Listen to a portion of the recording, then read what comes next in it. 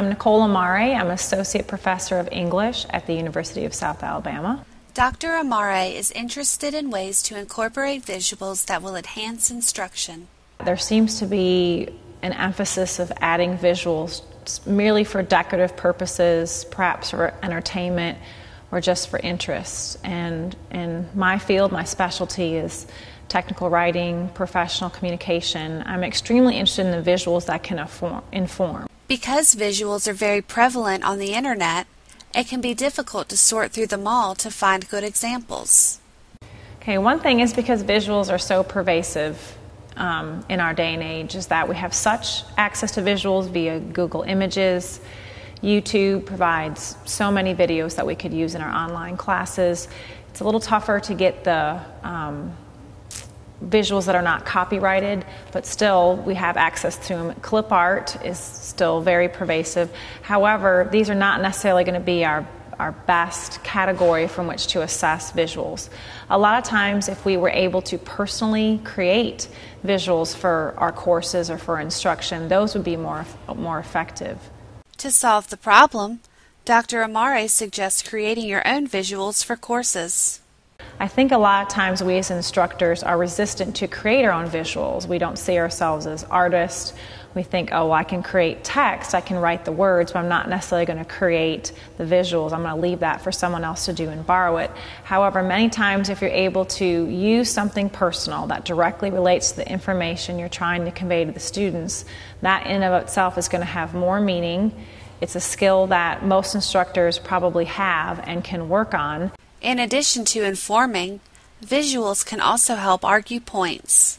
One of my favorite ways to use visuals is because they can create arguments. You actually hear a lot of scholars say that a visual in and of itself without text cannot make an argument.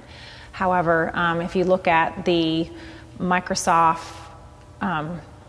this ad right here, the Microsoft with the car, and the car is really you lift up the hood and the engine is falling apart and there's lots of problems, versus the car that's all clean and it runs very smoothly from Apple. Here you have where a visual can create an argument without any words. Dr. Amare discusses some properties of good visuals. There is a preference for what's called static versus dynamic visuals, meaning you don't want to get too fancy with color, lots of different typefaces, many different angles, 3D graphics, because that actually is going to detract from the information rather than augment it.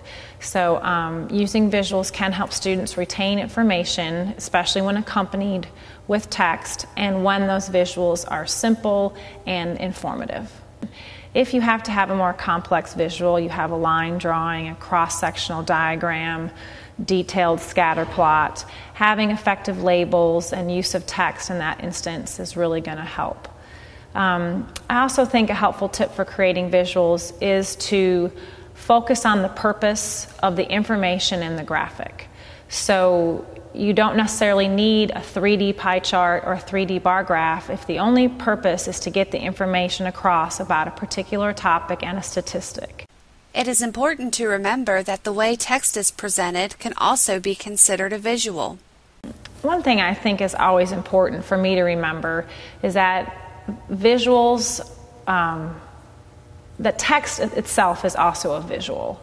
So when your students are given text-heavy documents or even printed materials, they are often approached with a wall of text.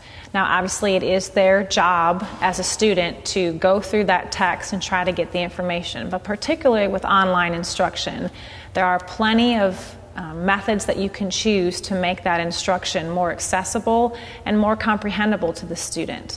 Through the use of effective, informative visuals in her online courses, Dr. Amare is an e-leader at the University of South Alabama.